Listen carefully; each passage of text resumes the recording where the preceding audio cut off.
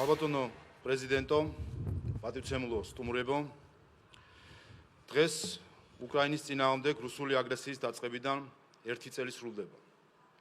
1 წელი ნგრევის, ტკივილის, ათასობით დაღუპული მშვიდობიანი მოქალაქის, მილიონობით ადამიანისთვის დანგრეული აწყოსა და მომავლის ჩვენი თაობის ყველაზე მასშტაბური აგრესიის. ამავე დროს ხვალ სრულდება წითელი არმიის მიერ საქართველოს პირველი რესპუბლიკის ანექსიიდან 102 წელი. მაშინ მსოფლიომ თვალი დახუჭა საქართველოს და სხვა ერების თავისუფლების მისწრაფებების ძალით ჩახშობაზე. 102 წლის შემდეგ ისტორია მეორდება. უკრაინაში ომის სახით მსოფლიო დადგა იგივე მასშტაბის გამოწვევის წინაშე. იგივე შეცდომა აღარ უნდა განმეორდეს. 2022 წლის უკრაინა არ უნდა გახდეს 1921 წლის საქართველო. საქართველო ომის დაწყების დღეიდან ურყევად და უპირობოდ დგას უკრაინასა და უკრაინელი ხალხის გვერდით.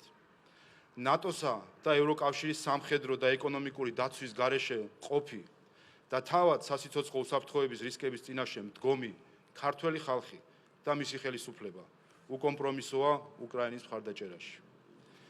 ქართველი ხალხის სოლიდარობა და თანადგომა ჩვენს უკრაინ კოლეგებს გამოუცხადეთ კიევში, ბუჩასა და ირპინში ვიზიტისას.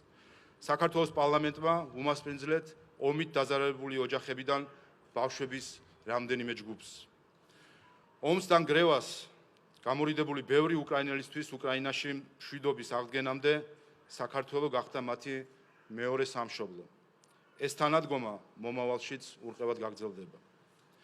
გუშინ გაეროს გენერალურმა ასამბლეამ მიიღო ჩვენი თანაავტორობით ინიცირებული რეზოლუცია და ამ რეზოლუციის სულისკვეთებით ამ ტრიბუნიდანაც მოვითხოვთ რუსეთისგან დაუყოვნებლივ, სრულად და უპირობოდ გაიყვანოს შეიარაღებული ძალები უკრაინის ტერიტორიიდან და პატივისცეს უკრაინის ტერიტორიულ მთლიანობას მის საერთაშორისო აღიარებულ საზღვრებში.